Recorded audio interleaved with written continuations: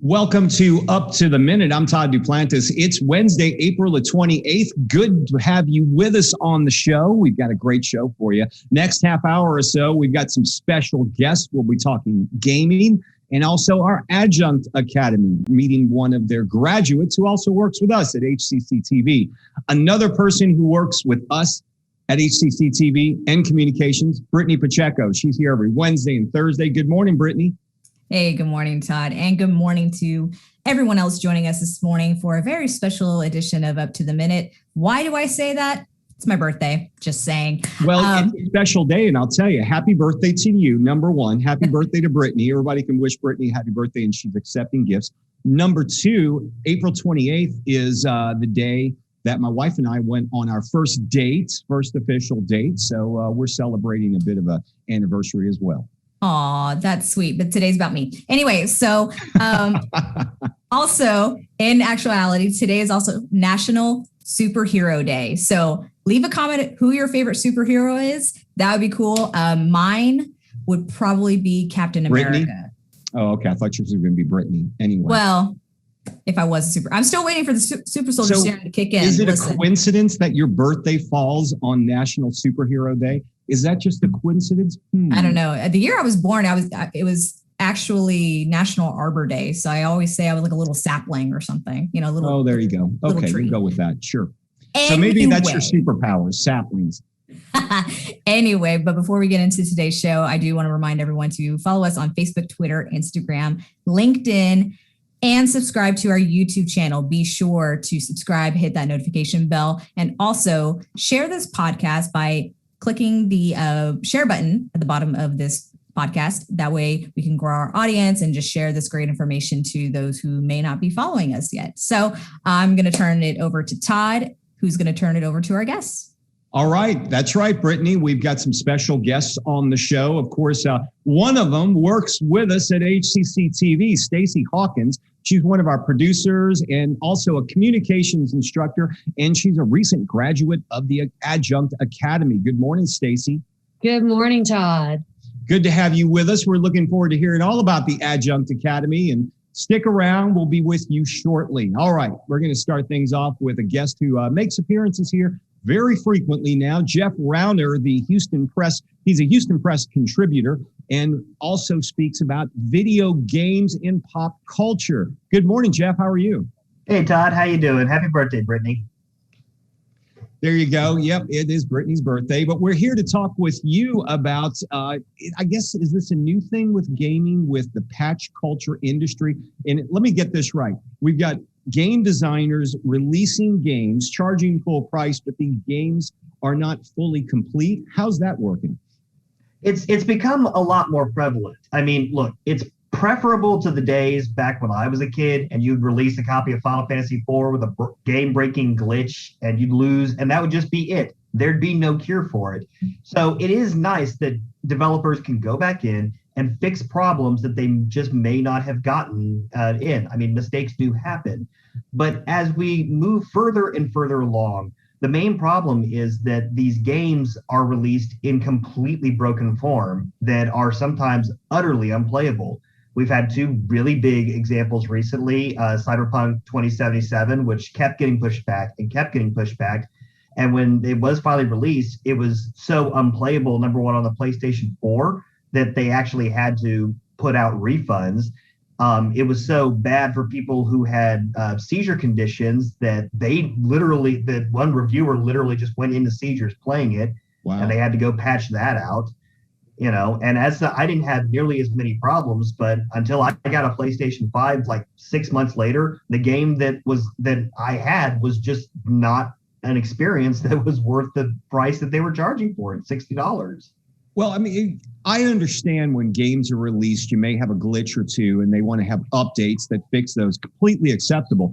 But from what you're telling me, these are designers who are releasing games they know have lots of issues. They're just putting them out there. Are they doing this maybe to get some cash flow in to start paying back their investors? I mean, what's the rationale behind this? Well, I want to correct one thing. Number one, I'm not laying this at the feet of the designers, the people in the trenches making video games. These are decisions made almost exclusively at the top level by big publishers, billion-dollar companies, right? Square Enix, CD Projekt Red, people like that. And what they do is they pick a date that their investors like. And then they tell their teams that they have to make that date, whether that date is feasible or not. I mean, these are big games. Their budgets outpace major Hollywood productions. They cost as much as Marvel movies sometimes. Yeah. So that's mostly what is happening, is that they're trying to get ahead of, they're trying to apply a market solution to a mechanical problem, and it's just not going anywhere. Well, I mean, you made a really good point. I mean, these games cost as much as a Marvel movie, but the reward they can bring in on the investment is much more than a Marvel movie, because people, instead of paying, $15, $20 for a ticket, they're shelling out $70 or more for a video game.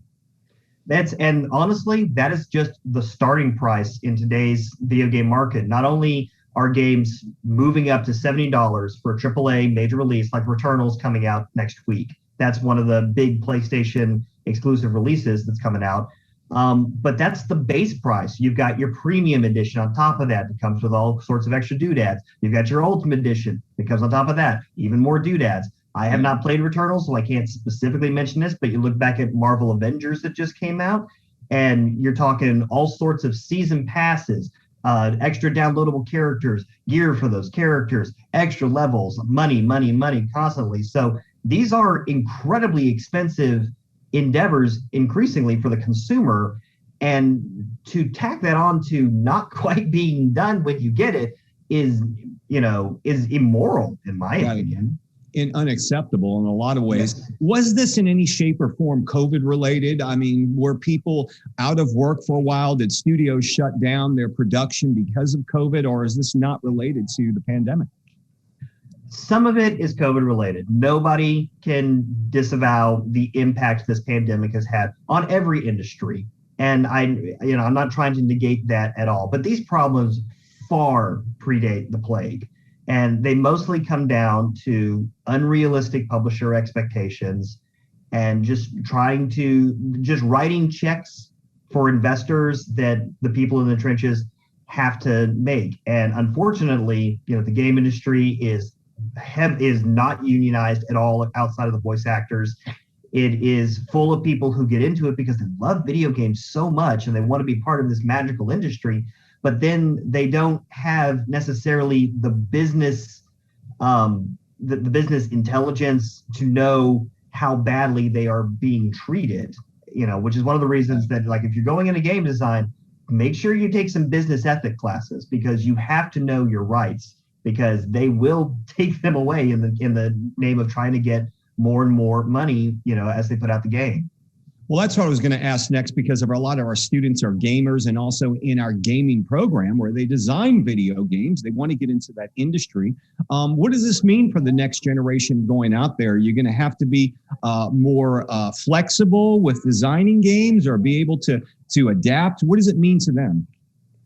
I mean, if you're going to work for a big publisher, and of course everybody wants to work for CD Projekt Red or Marvel, or Square Enix or one of these, companies. Everybody wants to have that on their resume. I've got friends who work for Sony.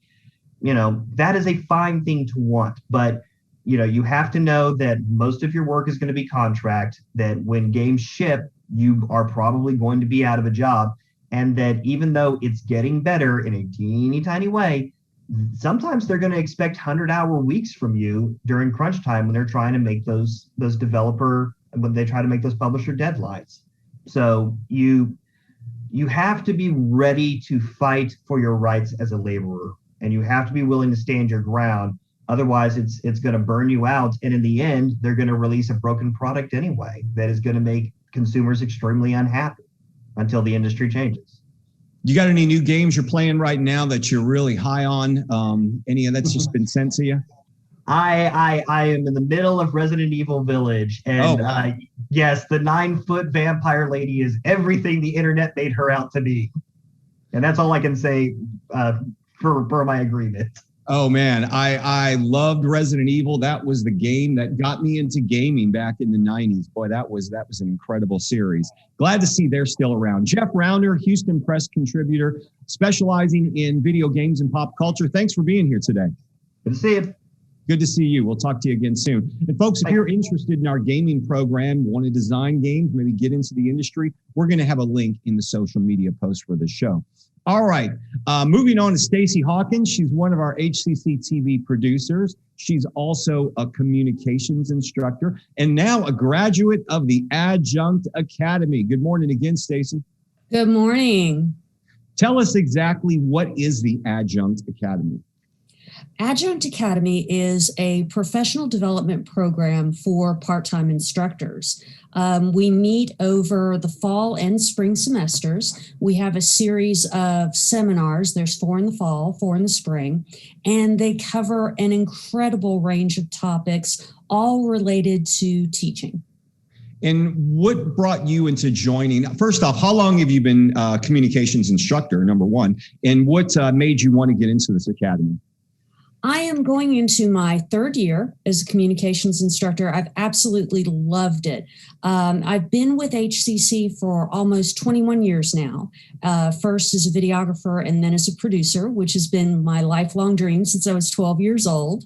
And in that capacity, I often worked with interns, I worked with work-study students and part-timers, and I wanted just more of that experience. I love working with people who are new in the field. And for people who may not know, you do work on a number of shows on HCCTV, and you even developed your own little signature pieces that you started doing over the COVID shutdown. Maybe you can tell us the shows you're working on and about Counselor's Corner. Well, I work on Veterans Voice, which we do in conjunction with Easter Seals. And that is a program that helps veterans connect with different services in the Houston area that might be of interest and help to them. I also work on your show, The Topic, where we highlight Houston, as you say, Houston Community College, our students, our programs, and our reach into the community.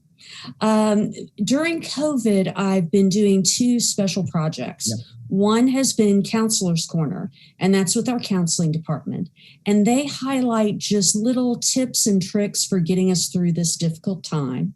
And the other one is a series that I've done called Brainy Break, which is about online learning resources. And you, with Brainy Break, you reach out to a number of the museums and libraries and locations, not just in Houston, but really across the globe. Yes. One of my favorites that I did was with the Wallace Collection, which is a museum in London that has the most incredible collection of arms and armor. It's just an incredible museum. And I am so looking forward to getting back to traveling to see it in person. Yeah, and a lot of the things Stacee will feature on Brainy Break, she'll pass on the information to our producer, Melanie, and you'll see the guests here as well on Up to the Minute, and sometimes they make it over to The Topic and other shows. Stacee, back to the Academy, and I want to talk about teaching online because we had to start doing things a lot differently about a year ago, a little over a year ago. It was around spring break of 2020 in March then. You started instructing online. How was that? And then did the Academy go online as well? Well, I have always taught online. As a matter of fact, I will be teaching my very first hybrid course, so my first time in person, coming up this fall. So for me, it wasn't a big transition, but because of a lot of the collaboration we've been doing as faculty, as a group, we've come up with new ideas and it's been very enriching. As you mentioned, yes, Adjunct Academy also had to go online. They used to do everything in person with 4-hour sessions once a week. Now what we do is 1 week we'll have a 2-hour Zoom session, and then the next week we have an asynchronous online component. And so I know they had some challenges and we had to be kind of extra flexible as a cohort, but it really worked out well. I know when I went to college a few years ago, I remember if you went around one of our classrooms, especially in the basic communications classes, and you asked everybody, what do you want to be when you get out of college? I'd say 95% of people sitting in those seats would say, I want to be a news anchor or a TV news reporter. Now, I had a chance to be both and continue on somewhat in my career. But what do kids now, or what are your students now inspired to be? Because I imagine we've got a whole new generation, a whole new way of communicating. What are their goals now? I see a variety of people. I have had folks that want to be directors, cinematographers, reporters, writers, a lot of sports oriented careers. I get a lot of that, but I also get people who want to be in other fields but use communications. Yeah. I had a young man that wanted to be a doctor, and he wanted to specialize in telemedicine so that he could reach out to people in rural communities. I thought that was an incredible goal to have. Yeah, it is an incredible goal. And as you know, with one of our recent episodes of the topic, you know, a number of doctors, including one of the guests on this show, have been doing telemedicine for years. And that is really the industry standard moving forward when it saves you from going into the doctor's office. Let's talk about some of the things that you'll be incorporating in your classes, maybe that you learned from the Adjunct Academy, and really that you've learned over the last year. I think the most important thing I've learned is about assessment. When I heard the word assessment, naturally I thought tests, projects, papers. And what I've learned is that assessment is a lot more complex than that. And it's a lot more fully integrated into the class, that in order to make sure my students succeed, I have to kind of build their confidence as well as build their skills. And so I'm going to be incorporating some more what they call low stakes activities so that I can just make sure that they're fully understanding and they feel confident about what they know, because it's not just important to know, it's important to know that you know. When you do start doing the hybrid courses where you'll be doing some instruction in person, do you know what campuses you'll be at? I don't know what campus I'll be at yet. I think it's going to be Central. Okay. I think it's going to be on Thursday nights. It's a video production 1 course. And so we'll be doing a lot of very practical exercises, kind of getting a basic toolkit of production. What's the biggest misconception someone who goes into that course may have? Oh, gosh. I think a lot of students don't realize that production is a team of individuals. You have to really know not only your piece of the puzzle, but how the whole puzzle fits together. Know who you affect and know who you impact. Know who is upstream from you and what is downstream from you. Basically, that you're not just going to be able to be a camera operator or an audio director or a technical director. You have to have in your mind the whole picture of the show. Right. And you also have to be, we also value good writers as well. Absolutely. You have to have all kinds of communication skills. You've got to be able to do your video and your audio. You also have to write, and you also have to work well with people. Absolutely. We've been talking with Stacee Hawkins. She's one of our producers here at HCCTV, communications instructor for HCC, and now a graduate of the Adjunct Academy. Stacee, congratulations. Thanks for being here on the show. Thank you so much. All right. We'll see you later this morning in our staff meeting. All right, we're going to move on to Brittany with our news of the day. Of course, Brittany, we've got a lot of things out there to announce this morning. One of them, a dance ensemble, Dance Like No One's Watching. This has your name written all over it, Todd. This is all about you. It's your birthday, so you can dance. Even now, no one's watching, you can still dance. But this is also the anniversary of your first date with your wife, so you know y'all should just dance like no one's watching. Yeah, we do. Yeah, every now and then we do. So. Oh, that's so sweet. Well, but HCC Central Dance Ensemble 11 will offer students under the direction of Professor Maggie Lasher screening their dance films and dance live from Central's Theater 1 Rotunda. That's going on tonight at Wednesday, April 28th. 7:30 p.m. Check out our HCC events calendar to register. And for more information, you can also email Maggie Lasher at megan.lasher@hccs.edu.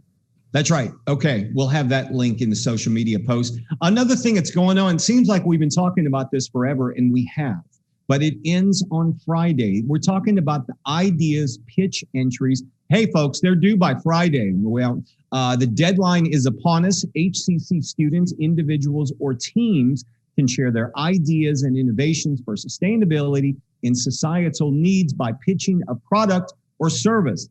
The contest, of course, is going to be underway, but your entries must be in by Friday. The website, it's very easy. Go to hccs.edu/pitch. Another thing that's happening, I believe, next week, our honors recital, Brittany.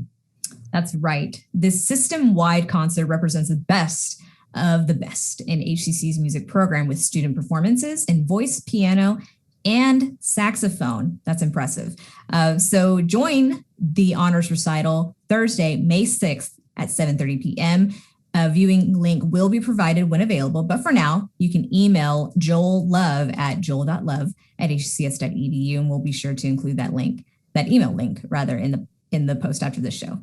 Now, did you know we have an incredible engineering academy where you can take courses and be dual enrolled in several partnering universities? Well, it happens out at our Northwest College and is one of the largest employers of engineers in the world.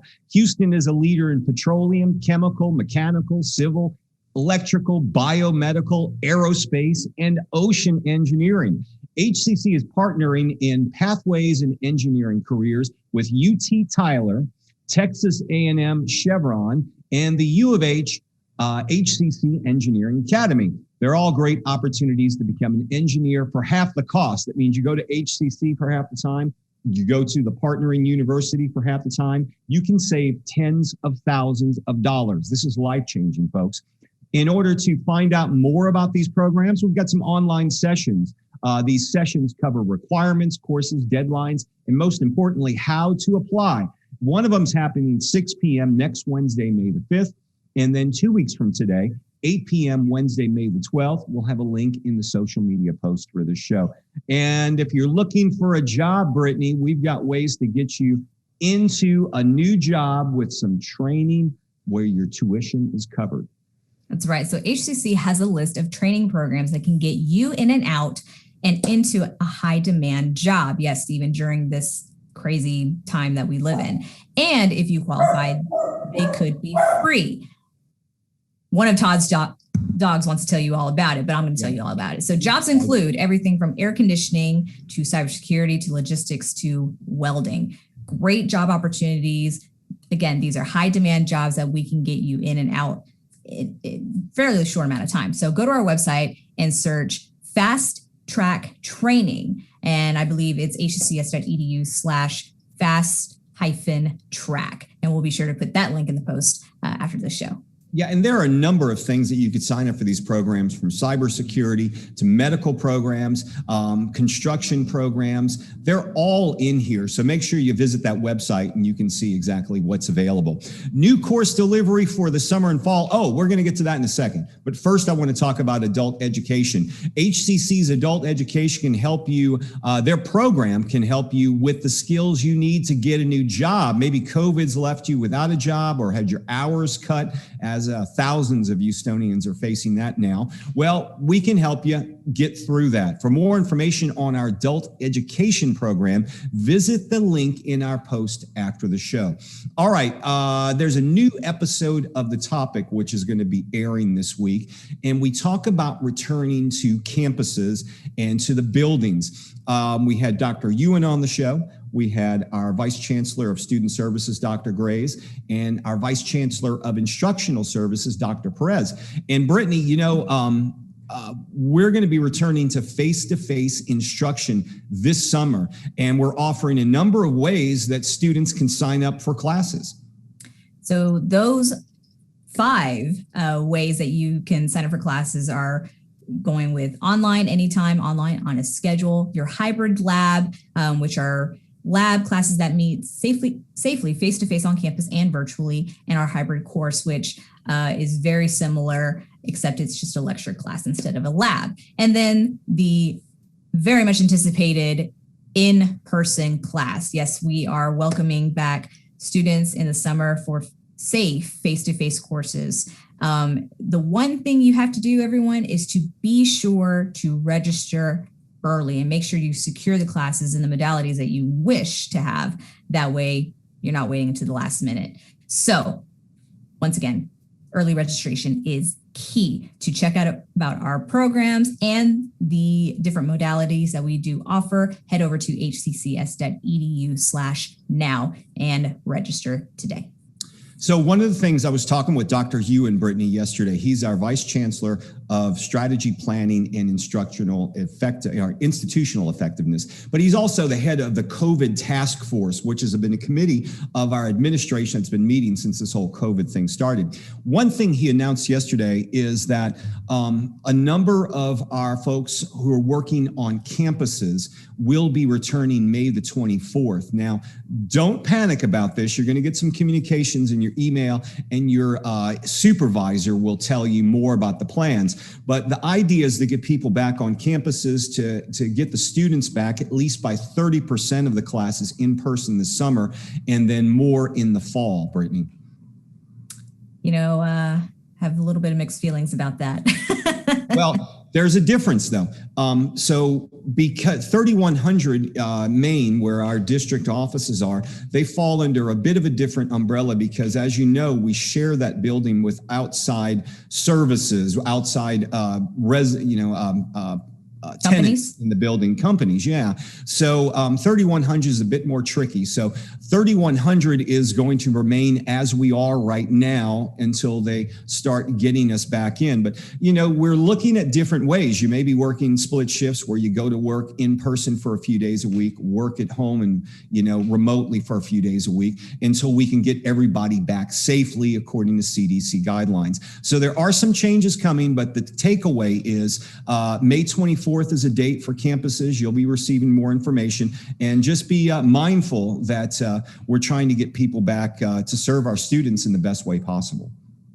Definitely. And we will make sure that it is completely safe, not only for our students, but for our faculty and staff as well. And as Todd said, this is mostly pertaining to our campuses. For District 3100 Main, we are just going to have to sit tight and wait. Yeah, it's going to be a few more months so we can get things under control there, but it's on the horizon. So changes are coming, and we can hopefully get back to some type of normal life. I know you've been enjoying working at home. It took me a little while, but I'm getting used to it now. I don't know what the future looks like, but we'll just have to see what happens. Yeah, no, I do enjoy being able to work from home. It allowed me to really bond with Luna, and now she just follows me everywhere I go, and she won't leave me alone. She's like lying down right next to my chair right now. She has a bed, but she'd rather lie down right next to me. There you go. All right. Well, Luna could be a little upset in the next few months, but nothing to worry about yet. All right. Yes. Let's talk about tomorrow's show because we got some special guests on the show. What's first up tomorrow? So we're going to learn about HCC's new quality enhancement program straight from the source. And those are the co-chairs, Dr. Betty Fortune and Desmond Lewis. So QEP. That's what we talked about tomorrow. Yep. So they'll be joining us along with our Thursday virtual family fun guest, Kelly Batterson of the Bayou City Art Festival. We had her on, I believe, last year. Well, she's returning, talking about the festival that's coming up this year. Will they be doing it in person, online, a little bit of both? We'll hear all about that tomorrow, Brittany. It's going to be a great show. And to everyone who's tuned in, thank you for your time. We appreciate you being here. Don't forget to follow us on all of our social media platforms, including YouTube. And don't forget to share this podcast. That way we can grow our audience. And we'll see you tomorrow morning, bright and early, 10 a.m. on Up to the Minute.